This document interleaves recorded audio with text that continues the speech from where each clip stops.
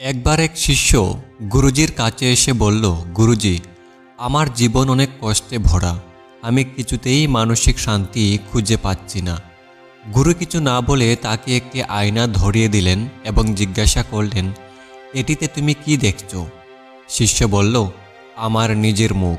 গুরু আবার জিজ্ঞাসা করলেন, এবার জানালার কাচের দিকে তাকাও, এখন কি দেখছো? শিষ্য বলল, আমি বাইরের গাছপালা, আকাশ, পাখি এবং মানুষদের দেখতে পাচ্ছি। গুরু মৃদু হেসে বললেন, দেখো, আয়নার কাঁচ এবং জানালার কাঁচ একই, কিন্তু পার্থক্য কোথায়? আয়নাতে রূপার প্রলেপ আছে, তাই তুমি শুধু নিজেকেই দেখতে পাও, কিন্তু জানালাতে কোনো প্রলেপ নেই, তাই তুমি পুরো বিশ্ব দেখতে পারো। শিষ্য কিছুটা বিভ্রান্ত হয়ে বলল, এটার মানে কি গুরুজি? গুরু বললেন, যখন তুমি শুধু নিজের সমস্যাগুলো নিয়েই ভাববে তখন সেগুলো তোমার কাছে বিশাল হয়ে উঠবে, কিন্তু যখন তুমি তোমার চেতনার জানালাকে খুলে দেবে তখন তুমি দেখতে পাবে তোমার চারপাশে কত কিছু আছে। তোমার সমস্যা কেবল তোমার দৃষ্টিভঙ্গির কারণে বড় মনে হয়। শিষ্য ধীরে ধীরে বিষয়টি বুঝতে পারল। এই শিক্ষার মূল বার্তা হচ্ছে, নিজের কষ্টকে বড় করে দেখো না। জীবন শুধু দুঃখের নয়, আনন্দের দিকও আছে। বড় পরিপ্রেক্ষিতে জীবনকে দেখো। কষ্ট ও সমস্যা আসবেই, কিন্তু এগুলোই পুরো জীবন নয়। অন্যদের অনুভূতি বুঝতে শিখো, শুধু নিজের সমস্যার কথা না ভেবে অন্যদের দৃষ্টিকোণ থেকেও জীবনকে দেখার অভ্যাস করো।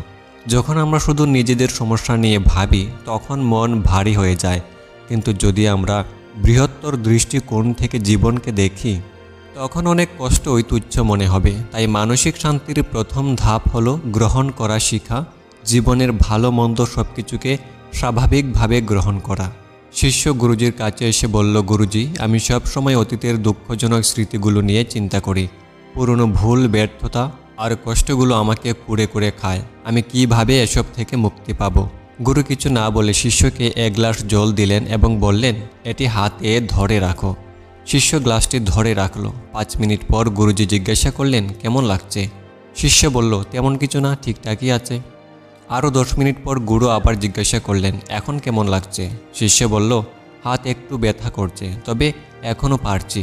আধ ঘন্টা পার হতেই গুরু আবার প্রশ্ন করলেন, এখন কেমন লাগছে? শিষ্য বিরক্ত হয়ে বলল, গুরুজি, এখন আর পারছি না, হাতের ব্যথা বেড়ে গেছে, মনে হচ্ছে গ্লাসটা ফেলে দিই। গুরু মৃদু হেসে বললেন, দেখো, গ্লাসটি খুব ভারী নয়, কিন্তু তুমি যদি এটিকে অনেকক্ষণ ধরে রাখো তাহলে এটি তোমার জন্য অসহনীয় হয়ে উঠবে।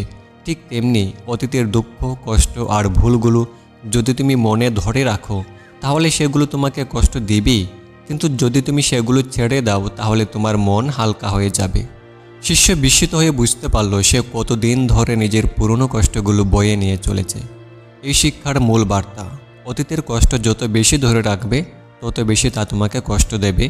যা হয়ে গেছে তা আর পরিবর্তন করা সম্ভব নয়, তাই সেটা ছেড়ে দিতে শেখো।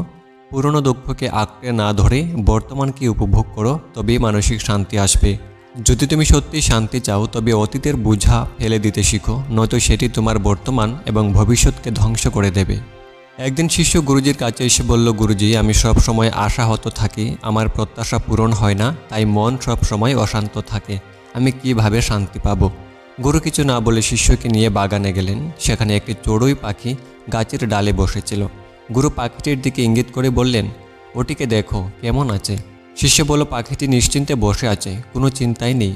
গুরু মৃদু হেসে বললেন, ঠিক তাই, কারণ ওর কোনো অতিরিক্ত প্রত্যাশা নেই, ও শুধু যা প্রয়োজন তা নিয়েই খুশি থাকে। শিষ্য কিছুটা দ্বিধাগ্রস্ত হয়ে বলল, কিন্তু গুরুজি, প্রত্যাশা না থাকলে তো আমরা এগোতে পারবো না। গুরুজি বললেন, সঠিক কথা, কিন্তু সমস্যাটা কোথায় জানো? মানুষ তার প্রয়োজনের চেয়ে বেশি প্রত্যাশা করে। এরপর গুরু শিষ্যকে বললেন, চলো আমি তোমাকে আর একটা শিক্ষা দেই। তিনি শিষ্যকে নিয়ে একটি কুয়োর কাছে গেলেন এবং বললেন, এখান থেকে এক বালতি জল তুলো। শিষ্য বালতি দিয়ে জল তুলল। গুরু আবার বললেন, এবার চেষ্টা করো যদি একবারে পুরো কুয়োটির সব জল তুলে নিতে পারো। শিষ্য অবাক হয়ে বলল, এটা তো অসম্ভব, আমি শুধু যতটুকু দরকার ততটুকু নিতে পারবো। গুরু বললেন, ঠিক তাই, জীবন থেকেও তুমি যতটুকু প্রয়োজন ততটুকু নিতে শিখো। যদি সব কিছু একসঙ্গে পাওয়ার প্রত্যাশা করো তাহলে হতাশ হবে। প্রত্যাশা যত বেশি থাকবে দুঃখও তত বাড়বে। শিষ্য এবার বুঝতে পারল সে আসলেই প্রয়োজনের চেয়ে বেশি প্রত্যাশা করে ফেলত, আর যখন তা পূরণ হতো না তখন হতাশ হতো। এই শিক্ষার মূল বার্তা, প্রত্যাশা যত বেশি থাকবে হতাশাও তত বেশি আসবে। জীবনের যা প্রয়োজন তা নিয়ে সন্তুষ্ট থাকতে শিখো। যদি মনে শান্তি চাও তবে অপ্রয়োজনীয় চাহিদা কমাও। যখন তুমি তোমার প্রত্যাশাকে সীমিত করবে এবং যা আছে তাতেই খুশি থাকতে শিখবে, তখনই প্রকৃত মানসিক শান্তি আসবে। একদিন শিষ্য গুরুজির কাছে এসে বলল, গুরুজি, আমি খুব সহজেই রেগে যাই। রাগের কারণে অনেক সময় ভুল সিদ্ধান্ত নিয়ে ফেলি। পরে পস্তাতে হয়। আমি কিভাবে আমার রাগ নিয়ন্ত্রণ করতে পারি? গুরু কিছু না বলে শিষ্যকে একটি পাত্রে স্বচ্ছ জল এনে দিতে বললেন। শিষ্য জল এনে দিলে গুরুজি বললেন, এখন এই পাত্রটিকে জুড়ে নাড়াও। শিষ্য পাত্রটি জুড়ে নাড়ালো। ফলে জলের মধ্যে ছোটো ছোটো ঢেউ তৈরি হলো আর নিচে থাকা ময়লাগুলো উপরে উঠে এলো। গুরুজি জিজ্ঞাসা করলেন, এখন জল কেমন দেখাচ্ছে? শিষ্য বলল, গুরুজি, জল ময়লায় ভরে গেছে, স্বচ্ছতা হারিয়েছে। গুরু মৃদু হেসে বললেন, এখন একে এক জায়গায় স্থির রেখে অপেক্ষা করো। শিষ্য অপেক্ষা করলো। কিছুক্ষণ পর দেখলো ময়লাগুলো নিচে বসে গেছে আর জল আবার স্বচ্ছ হয়ে গেছে।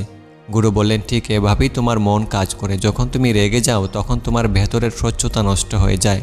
তুমি সঠিকভাবে চিন্তা করতে পারো না, কিন্তু যদি তুমি ধৈর্য ধরো, চুপ করে থাকো এবং সময় দাও, তাহলে রাগ নিজে থেকেই কমে যাবে। শিষ্য গভীরভাবে বিষয়টি উপলব্ধি করল। সে বুঝতে পারল রাগের মুহূর্তে প্রতিক্রিয়া না দেখিয়ে ধৈর্য ধরলে সে অনেক ভুল থেকে বাঁচতে পারবে। এই শিক্ষার মূল বার্তা, রাগের সময় প্রতিক্রিয়া না দেখিয়ে ধৈর্য ধরো।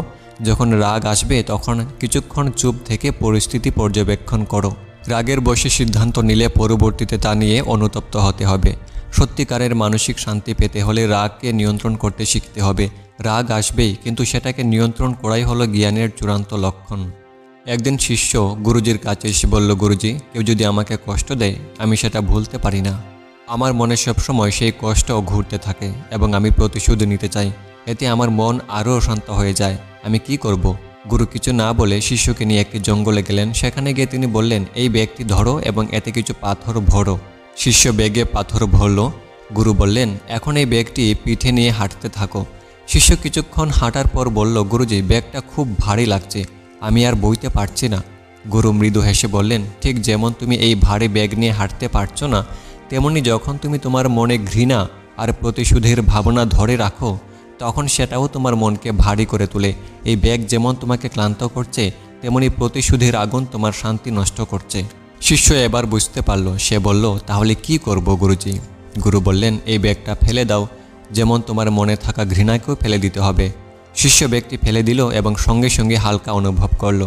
গুরু বললেন, ক্ষমা করা মানে অন্যকে মুক্তি দেওয়া নয়, এটি তোমার নিজের জন্য দরকার। যখন তুমি কাউকে ক্ষমা করো তখন আসলে তুমি নিজের মনকে মুক্তি দাও। শিষ্য মাথা নিচু করে বলল, গুরুজি, আমি বুঝতে পেরেছি, আমি আর আমার মনের ঘৃণা বহন করব না। এই শিক্ষার মূল বার্তা, অন্যের দোষ ধরে রাখলে তোমার মনে ভারী হবে, তাদের কিছু যাবে আসবে না। ক্ষমা করা মানে নিজের জন্য শান্তি অর্জন করা।